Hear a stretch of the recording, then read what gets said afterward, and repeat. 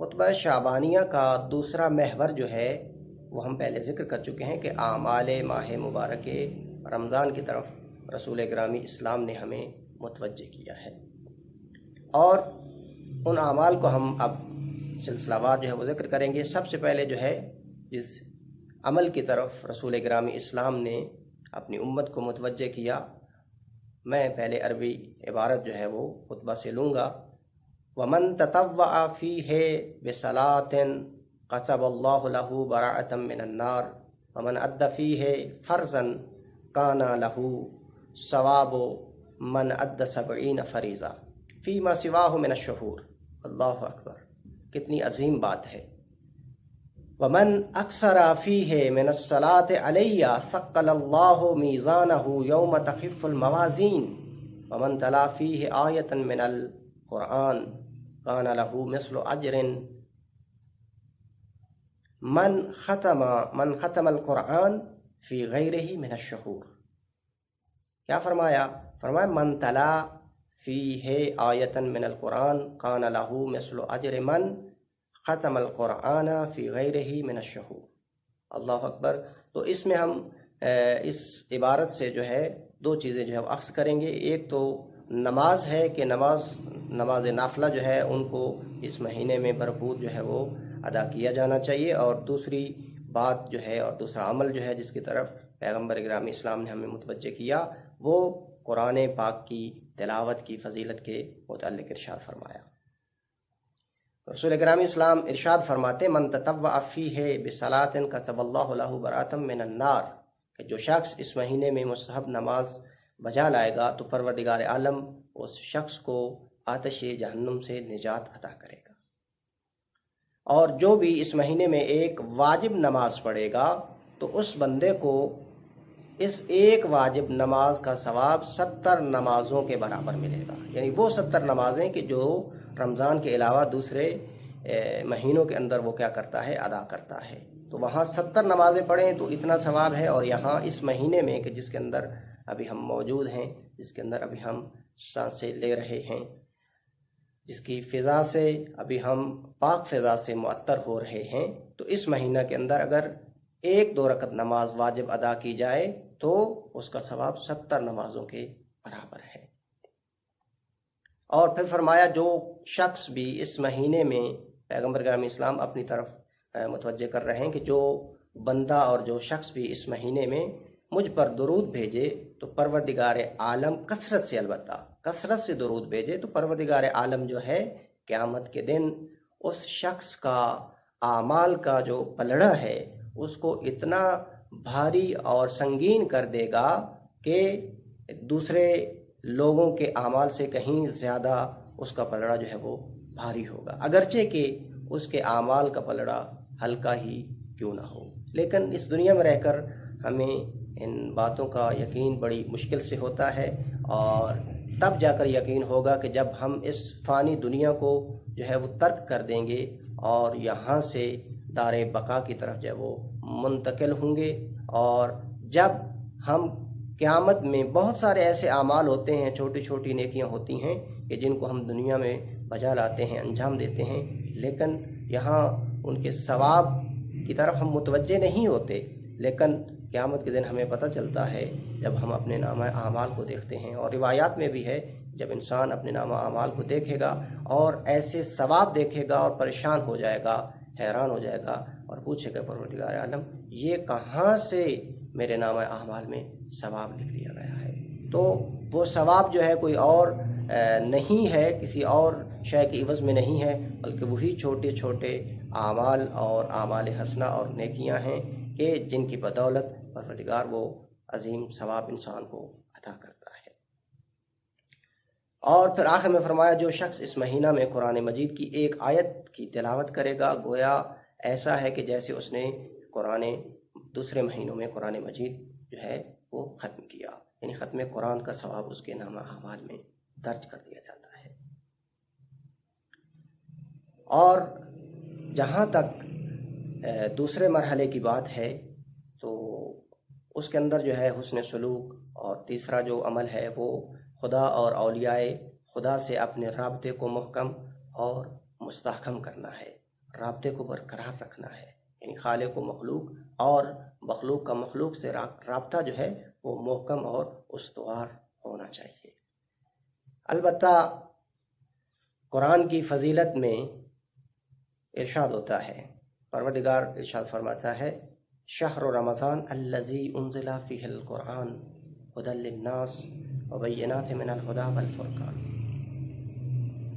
سورہ بقرہ میں ارشاد فرمایا کہ رمضان وہ مہینہ ہے کہ جس کے اندر پروردگار عالم نے اپنی عظیم کتاب کو نازل فرمایا۔ یہ وہ عظیم کتاب ہے کہ جو لوگوں کے لیے ہدایت ہے، اور آگے فرمایا وبینات من الھدی والفرقان، اور اس میں ہدایت اور حق و باطل کے درمیان واضح فرق کی نشانیاں موجود ہیں۔ اب یہ قرآن جس کو پروردگار عالم نے انسان کے لیے بطور نصاب جو ہے وہ نازل فرمایا، تو اب ہم جب کسی بھی عام کتاب کو پڑھتے ہیں تو اس کتاب کے سمجھنے کے لیے اور سمجھانے کے لیے معلم کی ضرورت ہوا کرتی ہے، ایک استاد کی ضرورت ہوا کرتی ہے، ایک پڑھانے والے کی ضرورت ہوا کرتی ہے، اور وہ پڑھانے والا ایسا ہو کہ ہمیں پڑھانے سے پہلے اور اس کے مطالب اور مفاہیم بتانے سے پہلے خود اس کتاب کے مطالب کو اس نے اچھی طرح سے حل کیا ہوا ہو۔ تو یہ قرآن کریم ایک کتاب ہدایت ہے اور یہ نصاب ہدایت ہے، تو اس نصاب ہدایت کے لیے پروردگار عالم نے معلمان، ایسے معلمان کا انتظام کیا جو مصطفیٰ و مرتضیٰ علیہ السلام اور ان کی آل پاک ہیں۔ آگے جا کر جو ہے ارشاد ہوتا ہے خود قرآن کی تلاوت کے حوالے سے اور خود قرآن کی تعلیمات اور احکامات پر عمل پیرا ہونے کے حوالے سے رسول گرامی اسلام ارشاد فرماتے ہیں من جعلہ امام قادہ الی الجنہ، کہ جس شخص نے بھی قرآن کریم کو فوقیت دی اور قرآن کریم کے احکام اور قرآن کریم کی تعلیمات کے سائے میں اپنی زندگی بسر کی، تو قرآن کریم جو ہے قادہ الی الجنہ، تو قرآن کریم اس شخص کو جنت کی رہنمائی کرتا ہے، جنت کی طرف لے کر جاتا ہے۔ فمن جعل خلفا ساقہ الی النار وہو الدلیل یدل علی خیر السبیل۔ اور دوسرے حصے میں فرمایا کہ جو بندہ قرآن سے جو ہے وہ روگردانی کرتا ہے، قرآن کو پس پشت ڈال دیتا ہے۔ کیا مطلب پس پشت ڈال دینا؟ یعنی قرآن کی تعلیمات اور احکامات سے روگردانی کرنا اور قرآن کے بتائے ہوئے دستورات اور قوانین شرعیہ سے سرپیچی کرنا۔ تو قرآن اس کے ساتھ کیا کرتا ہے؟ جو قرآن کے ساتھ یہ سلوک کرتا ہے کہ قرآن کو پس پشت ڈال دیتا ہے اور ہوائے نفس کے تابع رہتا ہے، جو اس کے دل میں آتا ہے وہی انجام دیتا ہے، قرآن و اہل بیت سے دور رہتا ہے، تو قرآن اس کے ساتھ کیا سلوک کرتا ہے؟ پیغمبر کے کلام میں جو ہے واضح طور پر یہ بیان ہوا ہے کہ جو بندہ بھی قرآن کریم سے روگردانی کرتا ہے، قرآن کریم کو پس پشت ڈالتا ہے، ساقہ الی النار، تو قرآن کریم بھی اس شخص کو جہنم کی آگ میں دھکیل دیتا ہے۔ کیوں؟ اس لیے کہ قرآن جو ہے یہ ایسا رہنما ہے جو اچھے راستے کی رہنمائی کرتا ہے، اور ہم نے قرآن سے روگردانی کر کے، منہ موڑ کے اور قرآن کی تعلیمات سے دور رہ کر اپنے آپ کو جہنم کے قریب کر لیا ہے۔ دوسرا حصہ جو ہے اس کے اندر دوسرا عمل جو ہے اس میں حسن سلوک اور نیکی، اچھا اخلاق، اچھا برتاؤ، صلہ رحمی اور یتیموں پر احسان کی فضیلت کو رسول گرامی اسلام نے بیان فرمایا ہے۔ کیوں؟ اس لیے کہ انسان جتنا بھی اپنے معبود سے نزدیک ہوگا اور اس کا رابطہ اپنے رب کریم سے جتنا مضبوط ہوگا، اتنا ہی اس بندے کا رابطہ بندگان خدا کے ساتھ جو ہے وہ مضبوط ہوگا، اور وہ بندہ جو ہے بندگان خدا کے ساتھ اتنا ہی مہربان ہوگا، اور پھر ان بندگان خدا کی حاجتوں کو پورا کرنے کی کوشش کرے گا اور ان کے مسائل اور ان کی مشکلات کو برطرف کرنے کی کوشش کرے گا۔ اب چونکہ رسول اکرم اسلام خدا کے سب سے مقرب ہیں، تو قرآن کریم جو ہے اس مقرب اور عظیم ہستی کے بارے میں کچھ اس طرح ارشاد فرماتا ہے۔ بسم اللہ الرحمن الرحیم، وما ارسلناک الا رحمۃ للعالمین، اے میرا حبیب ہم نے آپ کو نہیں بھیجا مگر عالمین کے لیے رحمت قرار دیا ہے، رحمت بنا کر بھیجا ہے۔ تو یہی رسول گرامی اسلام جو ہیں وہ ارشاد فرماتے ہیں من اسبا ولم یہتم بامور المسلمین فلیس بمسلم، یعنی وہ انسان کہ جو گوشہ نشینی اختیار کرتا ہے اور ہمیشہ اپنے تک محدود رہتا ہے، آس پاس نگاہ نہیں دوڑاتا، ارد گرد کے لوگوں کی خیر و خبر نہیں لیتا اور امور مسلمین سے باخبر نہیں ہوتا اور ان کی مشکلات کو برطرف کرنے کی سعی اور کوشش نہیں کرتا، تو رسول گرامی اسلام فرماتے ہیں فلیسا بمسلم، ایسا شخص جو ہے وہ مسلمان نہیں ہے، وہ میری امت میں سے نہیں ہے۔ کیوں؟ اس لیے کہ اسلام میں ایسی گوشہ نشینی جو ہے وہ جائز نہیں ہے جو دیگر مسلمانوں کے امور سے بے توجہی اور لاپرواہی اور غفلت کا سبب اور باعث بنے۔ پیغمبر گرامی اسلام نے اس خطبہ میں دوسرے لوگوں کے ساتھ نیکی، حسن سلوک اور یتیموں کے ساتھ احسان، اس کے چند نمونوں کو کیا کیا ہے، ہمارے لیے ذکر کیا ہے اور تاکید فرمائی ہے۔ اس میں کیا فرمایا؟ وَتَصَدَّقُوا عَلَىٰ فُقَرَائِكُمْ وَمَسَاكِينِكُمْ وَوَقِّرُوا كِبَارَكُمْ وَارْحَمُوا أَصْغَارَكُمْ وَصِلُوا أَرْحَامَكُمْ وَاحْفَظُوا أَلْسِنَتَكُمْ وَغُضُّوا عَمَّا لَا يَحِلُّ النَّظَرُ إِلَيْهِ أَبْصَارُكُمْ وَعَمَّا لَا يَحِلُّ الاستماع إِلَيْهِ أَسْمَاعَكُمْ وَتَحَنَّنُوا عَلَىٰ إِيتَامِ النَّاسِ يُتَحَنَّنْ عَلَىٰ إِيتَامِكُمْ۔ اس عبارت کے اندر اور اس خطاب کے اندر رسول گرامی اسلام جو ہیں وہ ارشاد فرماتے ہیں کہ فقراء مساکین کی جو ہے مالی امداد کی جائے، ان کی مدد کی جائے، ان کی کمک کی جائے، اور اس کے ساتھ ساتھ بڑوں کا احترام اور اکرام کیا جائے۔ چھوٹوں کے ساتھ جو ہے وہ مہربانی، رشتہ داروں کے ساتھ صلہ رحمی، یتیموں کے ساتھ شفقت و مہربانی، اور اس کے ساتھ ساتھ جو ہے ماہ سیام کے اندر روزہ دار کو افطاری دی جائے۔ اور اس کے علاوہ جو ہے تیسرا حصہ اور تیسرا عمل جو ہے اس دوسرے محور کے اندر وہ یہ تھا کہ خدا اور اولیاء خدا سے رابطے کو استوار رکھنا، محکم رکھنا، اور اس کے ذیل میں توبہ اور دعا کا جو ہے وہ اہتمام کرنا، یعنی بارگاہ رب العزت کے میں توبہ کی جائے اور دعا کی جائے کہ پروردگار عالم ہمارے گزشتہ گناہوں سے عفو در گزر فرمائے۔ اور ہم یہ کہیں گے کہ ماہ مبارک رمضان پروردگار اور خاصان و مقربان درگاہ الہی سے قریب ہونے اور ان سے رابطے کو مضبوط اور مستحکم کرنے کا بہترین موقع ہے۔ رسول گرامی اسلام نے اس خطبہ میں مومنین کی توبہ و استغفار جو ہے اس کی طرف جو ہے دعوت دی ہے تاکہ اپنے سابقہ گناہوں سے پاک و پاکیزہ ہو کر خدا کی بارگاہ میں لوٹ آئیں اور رابطے کو برقرار کر سکیں۔ پیغمبر گرامی اسلام کچھ اس طرح بیان فرماتے ہیں وَتُوبُوا إِلَى اللَّهِ مِن ذُنُوبِكُمْ وَارْفَعُوا إِلَيْهِ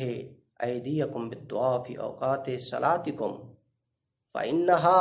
أفضل الساعات ينظر الله عز وجل فيها بالرحمة إلى عباده يجيبهم إذا ناجوه ويلبيهم إذا نادوه ويؤتيهم إذا سألوه ويستجيب لهم إذا دعوه۔ رسول گرامی اسلام ارشاد فرماتے ہیں کہ اے بندگان خدا، اپنے گناہوں سے بارگاہ رب العزت میں توبہ کرو اور اس کے ساتھ ساتھ اوقات صلات میں اپنے ہاتھوں کو بارگاہ رب العزت میں بلند کرو۔ کیوں؟ اس لیے کہ یہ وہ اوقات ہیں کہ جن میں پروردگار اپنے بندوں کی طرف خاص رحمت کی نگاہ سے، خاص رحمت کی نظر سے جو ہے وہ دیکھتا ہے۔ اب انسان جو ہے پروردگار سے مناجات کرے تو پروردگار عالم جو ہے مناجات کا جواب دیتا ہے، اور اسے پکارا جائے تو وہ لبیک کہتا ہے، اور اگر پروردگار عالم سے کچھ مانگا جائے تو میں یہاں کہوں گا کہ وہ ذات پروردگار کے جو بغیر مانگے عطا کرتی ہے، اگر رسول اکرم اسلام فرما رہے ہیں کہ اگر اس ذات سے کچھ مانگا جائے تو وہ ضرور عطا کرتا ہے، یعنی وہ ذات کہ جو بغیر بن مانگے ہمیں عطا کرتی ہے، اور اگر اس سے خلوص سے مانگا جائے، گڑ گڑا کر مانگا جائے تو وہ یقیناً عطا کرنے والی ذات ہے، اور بارگاہ رب العزت میں دعا کی جائے تو پروردگار ہماری دعاؤں کو مستجاب فرماتا ہے۔ اس کے بعد فرمایا ایھا الناس ان انفسکم مرہونۃ باعمالکم ففقوها باستغفارکم وظہورکم ثقیلۃ من اوزارکم فخففوا عنها بطول سجودکم واعلموا ان اللہ اقسم بعزته ان لا يعذب المصلین والساجدین وان لا يروعهم بالنار یوم یقوم الناس لرب العالمین۔ اے لوگو، بارگاہ الہی میں اپنی لغزشوں، اپنے گناہوں سے توبہ کرو۔ اور پھر کیوں توبہ کریں؟ اس لیے رسول اکرم اسلام ارشاد فرماتے ان انفسکم مرہونۃ باعمالکم، اس لیے کہ تمہاری جانیں جو ہیں تمہارے اعمال کی قید میں ہیں، تمہارے اعمال کے زندان میں ہیں، جو تمہارے برے اعمال ہیں ان برے اعمال کے زندان میں تمہاری جانیں پھنسی ہوئی ہیں۔ اور پھر اس استغفار کے ذریعے تم اپنی ان جانوں کو آزاد کرواؤ۔ تمہاری پیٹھ جو ہے گناہوں کے بوجھ سے سنگین ہو گئی ہے، اب اس پیٹھ کے بوجھ کو کیسے ہلکا کیا جائے؟ تو رسول اکرم اسلام ارشاد فرماتے ہیں کہ اپنے طولانی سجدوں کے ذریعے ان گناہوں کے بوجھ سے اپنی سنگینی کو آپ دور کر سکتے ہیں۔ جو بھی اس مہینہ میں نماز نافلہ ادا کرے گا تو خدا اس کے لیے آتش جہنم سے نجات کا پروانہ لکھ دیتا ہے۔ اب اگر ہم چاہتے ہیں کہ ہم نجات یافتہ ہو جائیں تو اپنے آپ کو بارگاہ رب العزت میں لے کر آئیں اور اس ذات احدیت کے اتنا قریب کر لیں کہ وہ ہم سے راضی و خوشنود ہو جائے۔ اور نیز رسول اکرم اسلام جو ہیں اور ہادی امت سے اپنا رابطہ مضبوط و مستحکم رکھنے اور اس رابطہ کی برکتوں سے بہرمند ہونے کے لیے پیغمبر اکرم اسلام نے صاحبان ایمان کو اپنے اوپر زیادہ سے زیادہ درود اور صلوات بھیجنے کی جو ہے تاکید فرمائی ہے۔ اور یہ ہم پہلے ذکر کر چکے ہیں کہ ومن اکثر فیہ من الصلاۃ علیہ ثقل اللہ میزانہ یوم تخف الموازین، یعنی رسول اکرم اسلام نے ارشاد فرمایا کہ جو بندہ جو مجھ پر کثرت سے درود بھیجتا ہے تو پروردگار عالم روز قیامت جو ہے اس کے میزان کو اور نامہ اعمال کے میزان کو کہ جو ہلکا ہوگا اس کو سنگین کر دے گا، یعنی اس کے وزن کو بڑھا دے گا۔ اب جو شخص اس مہینے میں یہ نیک اعمال انجام بجا لاتا ہے تو پروردگار عالم کی طرف سے اس کے لیے نعمات بھی ہیں، رحمتیں بھی ہیں اور برکتیں بھی ہیں۔ تو آخر میں دعا گو ہوں کہ پروردگار عالم ہماری اس سائی قلیل سی سائی اور کوشش کو اپنی بارگاہ رب العزت میں قبول فرمائے، اور آپ تمام سامعین و ناظرین حضرات کے جو حوائج شرعیہ ہیں اس مبارک عظیم کے صدقے ان کو پورا فرمائے۔ اور پروردگار عالم سے دعا گو ہیں کہ اے خداوندہ اس ماہ عظیم کے صدقے ہماری عبادتوں میں اخلاص پیدا فرما، اور ہمارے اندر جو ہے ہماری صفوں کے اندر جو ہے وہ اتحاد پیدا فرما، اور ہمارے آقا مولا امام زمان علیہ السلام کے ظہور میں تاجیر فرما۔ السلام علیکم ورحمۃ اللہ وبرکاتہ۔